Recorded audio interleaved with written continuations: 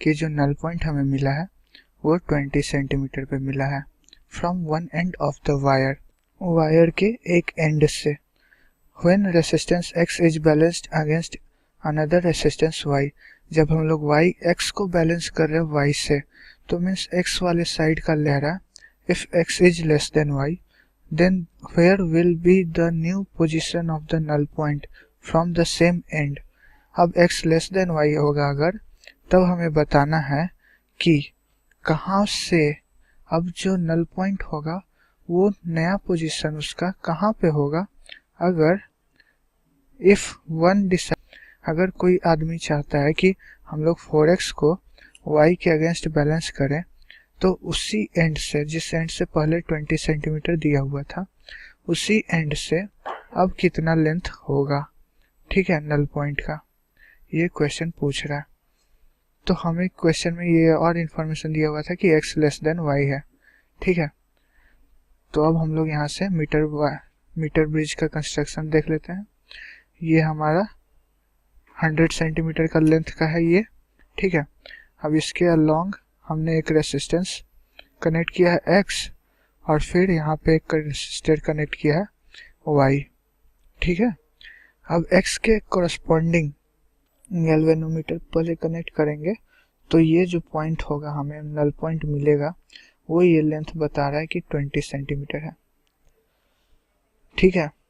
अब ये लेंथ 20 है, तो जाहिर सी बात है कि ये लेंथ कितनी हो जाएगी, 80 सेंटीमीटर हो जाएगी। अब हमें क्या करना है कि 4x को बैलेंस करना है। हमारे पास जो रेसिस्टेंस है उसकी वैल्यू 4x है, और ये रेसिस्टेंस y ही है। अब इसको हम लोग बैलेंस करेंगे, तो हमें बताना है कि जो नल पॉइंट आएगा इस गैल्वेनोमीटर के थ्रू, नल डिफ्लेक्शन जो होगा वो किस पॉइंट पे आएगा, वो पॉइंट का लेंथ बताना है हमें, ठीक है। ये लेंथ, इसी एंड से लेंथ बतानी है। तो हम लोग क्या जानते हैं कि गैल्वेनोमीटर में, मीटर ब्रिज में, ये जो लेंथ अगर हम लोग मान लें कि बैलेंसिंग पॉइंट वाला L है, तो ये क्या होता है 100 माइनस L। और हम लोग क्या जानते हैं कि x by L is equal to y by 100 minus L होता है। ये प्रिंसिपल है किसका, मीटर ब्रिज का। अब वैसे ही हम लोग क्या देख लेंगे कि x बाई y जो है वो कितना आ जाएगा, L बाई 100 माइनस L। तो हम लोग इसी फॉर्मूला को अप्लाई करने वाले हैं। तो इस केस में मैं मान ले रहा हूँ कि ये जो अननोन वैल्यू है वो है हमारा L। तो ये हो जाएगा हमारा कितना, 100 माइनस L। अब हमें x बाई y की वैल्यू जो है वो पता है, कितना पता है, इस वाले इक्वेशन से, इस वाले ऊपर वाले सर्किट से हमें पता है x बाई y जो होगा वो 20 बाई 80 होगा, यानी कि 1/4 होगा। तो यहाँ से हमें ये भी पता चल जाएगा कि 4x बाई y कितना होगा। हम 4 से मल्टीप्लाई कर रहे हैं लेफ्ट हैंड साइड में, तो राइट हैंड साइड में भी कर लेंगे। तो ये हमें मिल गया 4x by y is equal to 1।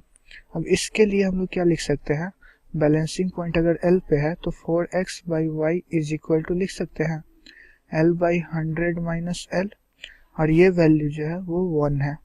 इसका मतलब क्या हुआ कि L इज इक्वल टू है 100 माइनस L, और इसको आप सॉल्व करोगे तो L इज इक्वल टू आ जाएगा 50 सेंटीमीटर। यानी कि हमारा आंसर क्या होगा, सी ऑप्शन सही होगा। क्वेश्चन में पूछ रहा है कि जो थर्मिस्टर होते हैं वो उज्ज्वली किस चीज़ से बनाए जाते हैं। ये थोड़ा सा स्पेलिंग मिस्टेक है यहाँ पे, ठीक है। यहाँ पे THERMISTORS होगा, ठीक है। तो अब हमें आंसर देना है इन चारों ऑप्शंस में से कि कौन सा ऑप्शन सही है। तो हमें पता है क्या कि थर्मिस्टर जो होता है वो मेटल ऑक्साइड्स का बना होता है, ठीक है। ये प्रॉपर्टी होता है, ये सिंपली प्रॉपर्टी पे बेस्ड क्वेश्चन है। ये मेटल ऑक्साइड से बना होता है, और साथ में जो मेटल ऑक्साइड होती है उसकी जो टेम्परेचर कोफिशिएंट ऑफ रेसिस्टिविटी होती है वो काफ़ी हाई होती है। यानी कि ये ऑप्शन जो है वो बिल्कुल सही है। ये जो टेम्परेचर कोफिशिएंट ऑफ रेसिस्टिविटी होती है वो हाई होती है, इसलिए हमारा ये ऑप्शन सही है। इनमें मेटल का जिक्र किया गया कि हम लोग मेटल का यूज करते हैं और इसमें सेमीकंडक्टर्स का यूज किया गया, लेकिन हम लोग क्या करते हैं, मेटल ऑक्साइड्स का यूज करते हैं, तो हमारा ए ऑप्शन ही सही है। Heater to heat 1 litre of water from 10 degree Celsius to 40 degree Celsius is. हमें बताना है कि 836 वाट का एक हीटर से हम लोग अगर 1 लीटर वाटर को गर्म करेंगे तो 10 डिग्री सेल्सियस से 40 डिग्री सेल्सियस तक टेम्परेचर राइज करने में कितना टाइम हमें लगेगा। तो ये सिंपली पावर एनर्जी का क्वेश्चन हो गया एक तरह से। हम लोग जानते हैं कि अगर हम लोग 1 लीटर वाटर को गर्म करना चाहते हैं 10 degree Celsius to 40 degree Celsius, तो हमें कितनी एनर्जी की ज़रूरत पड़ेगी। तो वो जो डेल्टा क्यू होता है वो हो जाता है M C into delta T. यहाँ पे मास ऑफ वाटर है, ये स्पेसिफिक हीट ऑफ वाटर है, और ये चेंज इन टेम्परेचर है या फिर राइज इन टेम्परेचर है। तो ये हो जाएगा 1 लीटर वाटर के लिए तो ये 1 kg चाहिए, ठीक है। स्पेसिफिक हीट जो होता है वो 4180 होता है 1 kg का, ठीक है, इतना जूल पर kg। और ये जो टेम्परेचर होता है पर kg पर डिग्री सेल्सियस ये होता है, और जो टेम्परेचर डिफरेंस है वो हमारा है 30 डिग्री सेल्सियस, ठीक है। तो अब हम लोग देख ले सकते हैं, यहाँ पे हमारा जो रिजल्ट आएगा वो आ जाएगा 4180 इंटू 30 जूल, यानी कि इतनी एनर्जी हमें चाहिए जिससे कि हम 1 लीटर वाटर का टेम्परेचर जो है वो 10 डिग्री सेल्सियस से 40 डिग्री सेल्सियस कर सके। अब हमें क्वेश्चन में इस हीट को सप्लाई एक हीटर से करवाना है जिसकी वाट पावर रेटिंग जो है वो 836 वाट है। तो हम लोग को क्या मिलेगा, heat energy is equal to, मान लेते हैं कि हमने टी टाइम के लिए हीटर को ऑन रखा, तो हीट एनर्जी जो हीटर निकालेगा वो हो जाएगा पावर इनटू टाइम, यानी कि 836 टी इतना जूल पावर निकालेगा, और ये जूल जो भी पावर निकाल रहा है वही एनर्जी हम यहाँ पे ट्रांसफ़र करेंगे वाटर को, तो हमारा ये वाटर जो है वो 10 से 40 डिग्री सेल्सियस पे गर्म हो जाएगा। तो फाइनली हमें क्या मिल गया कि 836 T is equal to 4180 into 30। तो यहाँ से हमें मिल गया T is equal to 4180 into 30 by 836, और ये कैंसिल होगा 5 टाइम्स से, तो ये हो जाएगा 150 सेकेंड्स। तो हमारा कौन सा ऑप्शन सही है, ऑप्शन ए सही है हमारा। Theta of the hot junction as E is equal to A theta plus B theta square। ये हमें दिया हुआ वेरिएशन, थर्मोकूपल में जो थर्मो ईएमएफ होता है उसका वेरिएशन दिया हुआ है टेम्परेचर थीटा के साथ। यहाँ पे जो थीटा है वो टेम्परेचर को रिप्रेजेंट कर रहा है, ये हॉट जंक्शन के वेरिएशन को शो कर रहा है। ये जो E है वो वोल्ट्स में है, ठीक है। Where the ratio A by B is 700 degree Celsius, और जो इस इक्वेशन में जो रेशियो है A by B वो 700 डिग्री सेल्सियस है। If the cold junction is kept at 0 degree Celsius, अगर हम लोग कोल्ड जंक्शन को 0 डिग्री सेल्सियस पे रखते हैं, then the neutral temperature is, तो हमें बताना है कि जो न्यूट्रल टेम्परेचर होगा वो कितना होगा।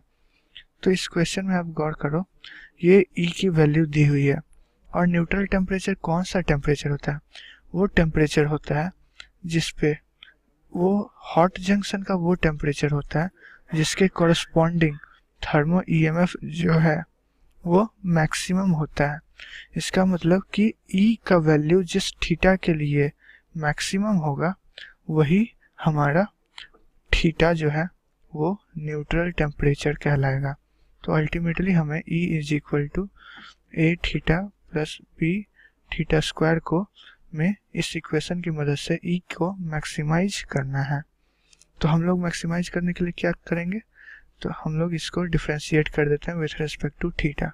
तो ये आ जाएगा a प्लस 2b थीटा, और इसको 0 के इक्वल करेंगे हम लोग, तो यहाँ से हमें मिल जाएगा theta is equal to -a by 2b, ठीक है। तो अब हमारा A/B का रेशियो जो है वो 700 डिग्री सेल्सियस था, तो ये वैल्यू हो जाएगा -700/2 यानी कि -350 डिग्री सेल्सियस।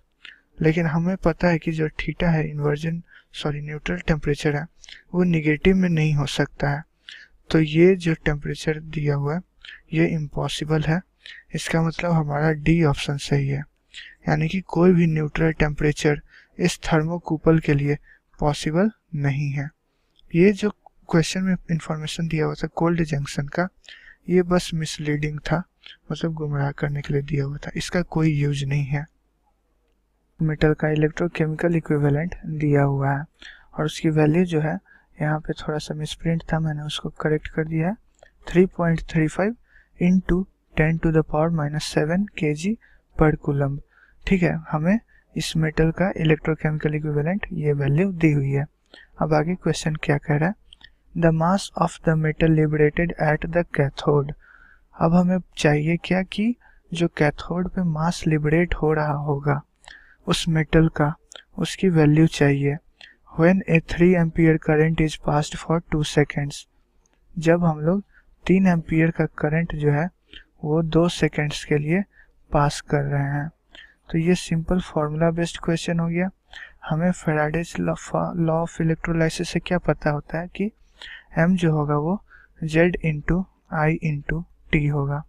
ठीक है, तो Z भी दिया हुआ है, I भी दिया हुआ है, T भी दिया हुआ है, तो सारी वैल्यूज को पुट कर देते हैं।